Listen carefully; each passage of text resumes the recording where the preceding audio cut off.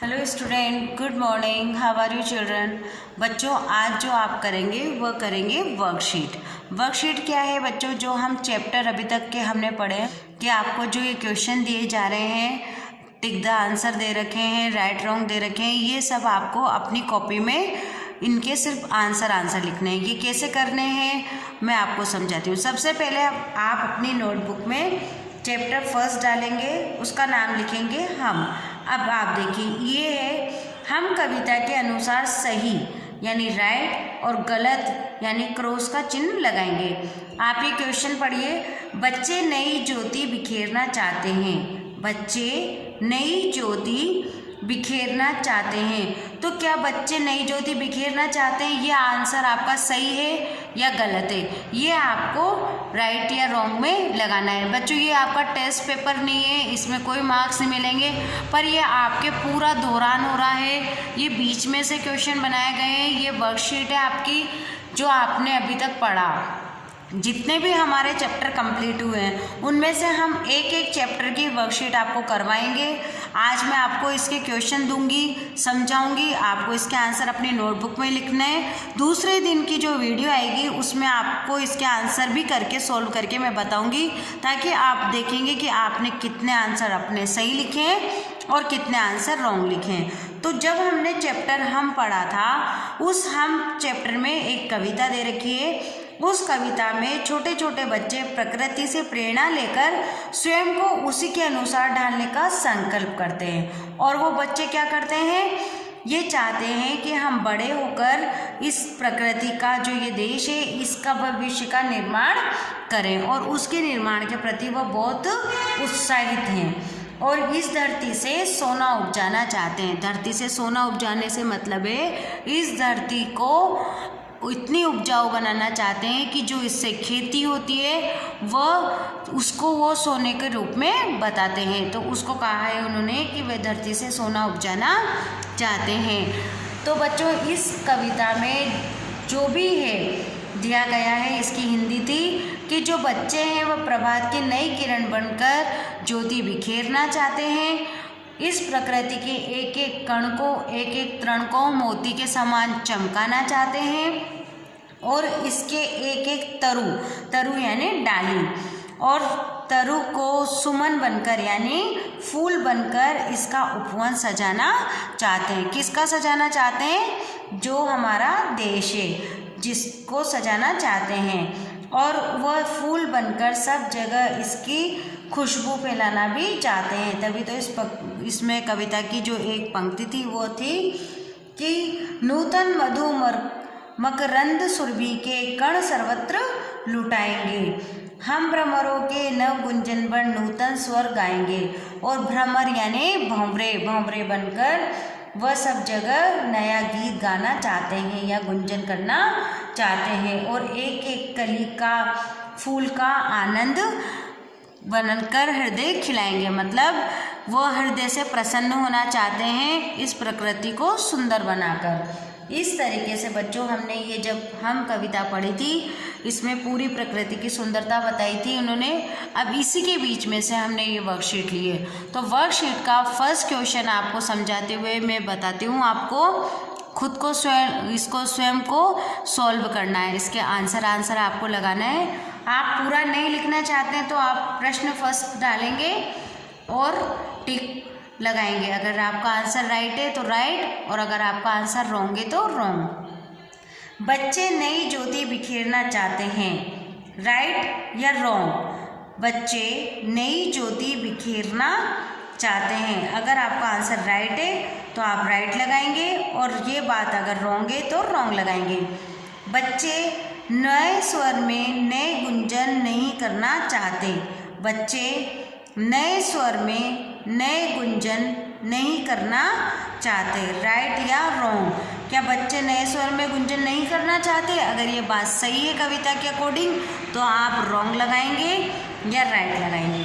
बच्चे सब में खुशियाँ बांटना चाहते हैं। बच्चे सब में खुशियाँ बांटना चाहते हैं क्या? अगर बांटना चाहते हैं तो राइट, और बच्चे खुशियाँ नहीं बांटना चाहते तो रॉन्ग। बच्चे धरती से सोना उपजाना चाहते हैं। बच्चे धरती से सोना उपजाना चाहते हैं क्या? अगर बच्चे धरती सोना उपजाना चाहते हैं तो राइट, वरना रॉन्ग। बच्चे उज्जवल भविष्य के प्रति उत्साहित हैं। बच्चे जो उनका उज्जवल भविष्य है उसके प्रति उत्साहित हैं क्या? अगर बच्चे उज्जवल भविष्य के प्रति उत्साहित हैं तो राइट, वरना रॉन्ग। अब आते हैं हमारे इसके क्वेश्चन आंसर। तो आप क्वेश्चन आंसर को देखिए। निम्न प्रश्नों के उत्तर दीजिए। निम्न प्रश्नों के उत्तर दीजिए। फर्स्ट है, हम कविता के अनुसार बच्चे कैसी किरण बनना चाहते हैं। हम, कविता का नाम क्या है बच्चों? हम। तो कविता के अनुसार बच्चे कैसी किरण बनना चाहते हैं। अब आपको पता है, अभी भी मैंने इसको बताया था आंसर को और इसमें समझाया भी था, तो आपको आंसर लिखना है। इसका आंसर लिखने के लिए आप इसका क्वेश्चन भी लिखेंगे। सबसे पहले क्वेश्चन लिखेंगे, हम कविता के अनुसार बच्चे कैसी किरण बनना चाहते हैं। तो आप लिखेंगे, हम कविता के अनुसार बच्चे जैसी भी किरण बनना चाहते हैं, वो आपको आंसर लिखना है। बच्चे सर्वत्र क्या लुटाना चाहते हैं, हम कविता के आधार पर ये बताइए। बच्चे सर्वत्र क्या लुटाना चाहते हैं। अगर आप इनको जब वर्कशीट को सोल्व करोगे तो इसके पहले आपको एक बार अपनी कविता की रीडिंग भी लगानी होगी।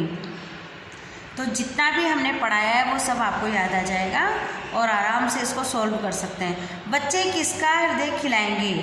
बच्चे किसका हृदय खिलाएंगे, हम कविता के आधार पर ये भी बताइए।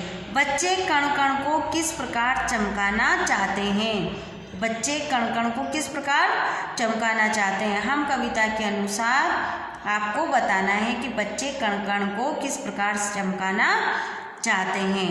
हम कविता में बालक पेड़ की क्या बन जाएंगे।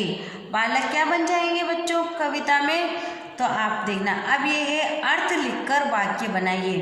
प्रभात, प्रभात यानी क्या होता है? सबसे पहले आप उसका अर्थ लिखेंगे।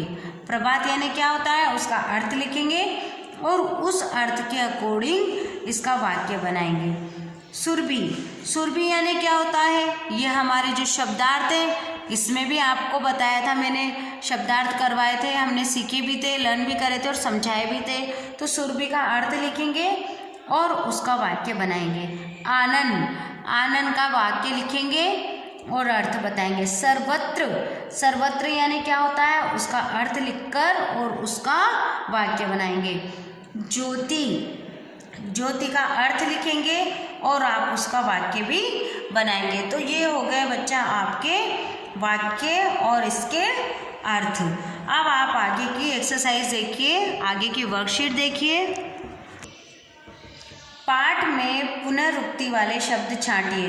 अब पुनरुक्ति वाले शब्द क्या होता है? जैसे मैंने आपको बताया था कि कई शब्द एक साथ दो बार आते हैं, उन्हें क्या बोलते हैं? हम पुनरुक्ति शब्द बोलते हैं। जैसे आपने करा भी था कि तृण तृण, कण कण, फूल फूल, इस तरीके से जो मैंने बताया। अगर उसके अलावा आपकी जो कविता में आए उनको आप यहाँ पर क, ख, ग, घ, ण, तो जो शब्द दो बार एक जैसे आते हैं वो शब्द आपको लिखने हैं। अब है आपके दो दो पर्यायवाची आपको लिखने हैं। पर्यायवाची शब्द भी आपको लिखने हैं। तो बच्चों अगर आपने ये वर्कशीट कर ली तो इससे क्या होगा? आपका बहुत अच्छा दौरान होगा। हमने इस बुक में जो चैप्टर पढ़ा उसकी एक्सरसाइज भी किए, उसके अकॉर्डिंग क्वेश्चन आंसर भी किए और ये वर्कशीट भी आपको करनी है। तो इसके दो दो पर्यायवाची लिखेंगे। दो दो पर्यायवाची आपको, जैसे भ्रमर, भ्रमर यानी क्या होता है? उसके पर्यायवाची लिखने हैं।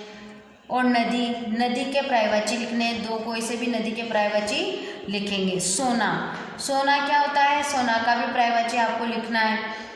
इसी तरीके से फूल, फूल के भी दो पर्यायवाची लिखेंगे। अब भ्रमर यानी क्या हो गया? भंवरा, तो भंवरा, और तो इस तरीके से आपको उसके दो पर्यायवाची लिखने हैं।